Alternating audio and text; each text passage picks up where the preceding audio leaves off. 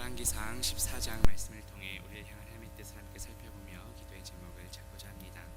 열왕기상 14장부터는 이제 북이스라엘과 남유다의 역사가 이렇게 번갈아 기록되어 있습니다.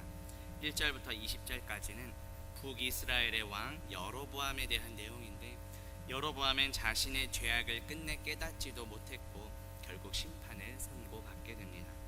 21절부터는 남유다 왕 르호보암에 대한 내용인데 우상 숭배를 하는 모습이 나옵니다. 오늘 말씀을 통해 우리 안에 있는 모든 우상들을 내려놓고 오직 예수 그리스도만을 섬기며 따르는 저와 성도님들 되시기를 주님의 이름으로 축복합니다. 본문 1절 보시면 그때 여로보암의 아들 아비야가 병든지라고 말씀합니다. 앞서 열왕기상 13장에서 하나님께서는 우상 숭배의 중심지였던 그 북이스라엘의 베델에 남유다 출신의 하나님의 사람을 파송해서 심판을 전하게 하셨습니다. 그럼에도 불구하고 여로보암은 결코 회개하지 않았습니다. 이어지는 오늘 본문은 하나님의 심판이 전개되는 모습을 보여줍니다. 그 심판의 시작이 바로 여로보암 왕의 아들 아비야가 병이 들게 된 것입니다. 성경에서 질병은 종종 불순종하는 자에 대한 하나님의 심판으로 묘사됩니다. 하지만 아비야의 질병은 그 아비야 자신의 불순종으로 인해 내려진 심판은 아니었습니다. 왜냐하면 아비야는 오히려 그 여로보암 가문에서 유일하게 선한 뜻을 품었던 자였기 때문입니다. 본문 13절 보시면 온 이스라엘이 그를 위하여 슬퍼하며 장사하려니와 여로보암에게 속한 자는 오직 이 아이만 묘실에 들어가리니 이는 여로보암의 집 가운데에서 그가 이스라엘의 하나님 여호와를 향하여 선한 뜻을 품었음이니라고 말씀합니다. 아비야가 병이 들게 된 원인은 그의 아버지인 여로보암 왕이 회개하지 않은 죄 때문입니다. 아들 아비야가 병든 것은 앞으로 일어날 하나님의 심판을 미리 보여주는 것과 동시에 여로보암에게는 회개할 수 있는 기회를 주시는 하나님의 자비하심이기도 합니다. 앞서 열왕기상 13장에서 심판의 메시지를 듣고도 여로보암이 회개를 하지 않자 하나님께서는 또다시 사랑하는 아들을 병에 들게 하셨던 것입니다. 하지만 여로보암은 아들이 병에 들었음에도 불구하고 자신의 죄를 회개하지 않습니다. 오히려 하나님의 선지자를 속이려는 그런 어리석은 행동까지 하게 됩니다. 결국 하나님의 심판대로 아들은 죽음을 맞이합니다. 본문 17절 말씀 보시면 여로보암의 아내가 일어나 디르사로 돌아가서 집 문지방에 이를 때에 그 아이가 죽은지라고 말씀합니다. 여기서 우리의 모습을 돌아보기 원합니다. 물론 누가 병들었다고 해서 다 그 사람의 죄 때문이구나 이렇게 섣불리 판단하거나 정죄해서는 안 됩니다. 그러나 하나님께서 우리에게 회개할 수 있는 기회를 주실 때 그 자비하심과 은혜를 기억하며 우리의 죄를 회개하고 돌이켜야 합니다.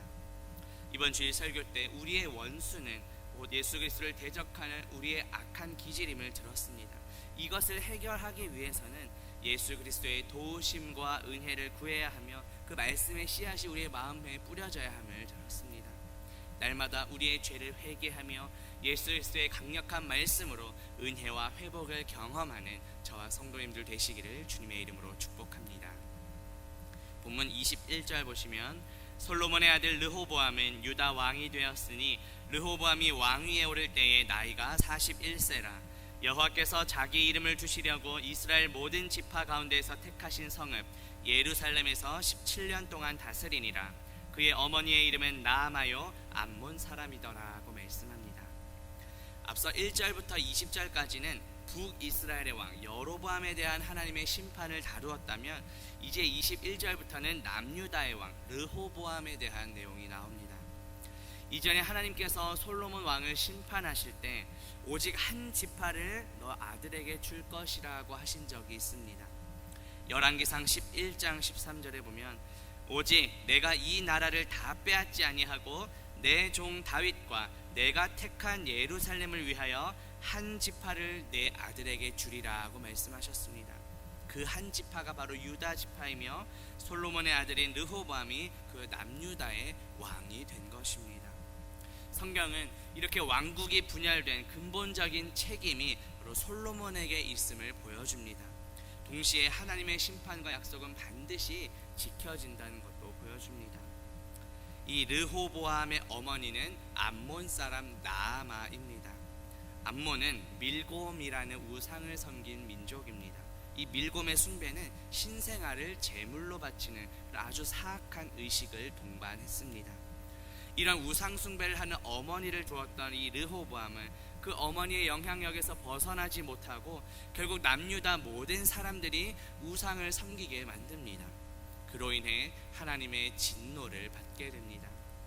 본문 22절과 23절 보면 유다가 여호와 보시기에 악을 행하되 그의 조상들이 행한 모든 일보다 뛰어나게 하여 그 범한 죄로 여호와를 노엽게 하였으니 이는 그들도 산 위에와 모든 푸른 나무 아래에 산당과 우상과 아세라상을 세웠음이라고 말씀합니다. 이것은 결국 가정에서의 신앙 교육이 얼마나 중요한지를 보여줍니다.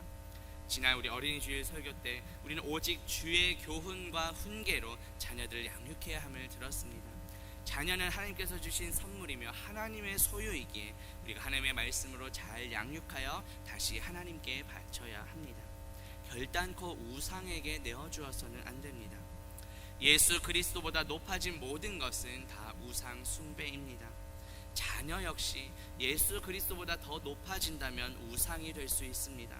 심지어는 우리의 사역조차도 나의 만족과 유익을 위하고 나의 의를 드러낸다면 우상이 될 수도 있습니다. 이번 주일 설교를 통해 우리의 원수는 우리를 예수 그리스도를 대적하는 악한 기질, 즉 자기의 의와 충동적인 기질, 자신의 고집과 세상 영광과 세상 지식임을 들었습니다.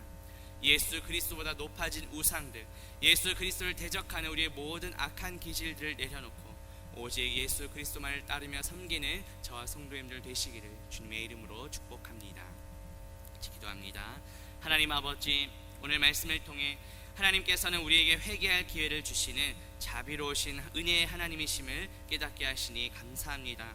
예수 그리스도보다 높아진 우상들, 예수 그리스도를 대적하는 모든 우리 안의 악한 기질들을 회개하고 오직 예수 그리스도만을 따르고 섬기는 우리 모두가 되게 하옵소서. 예수 그리스도의 이름으로 기도합니다. 아멘.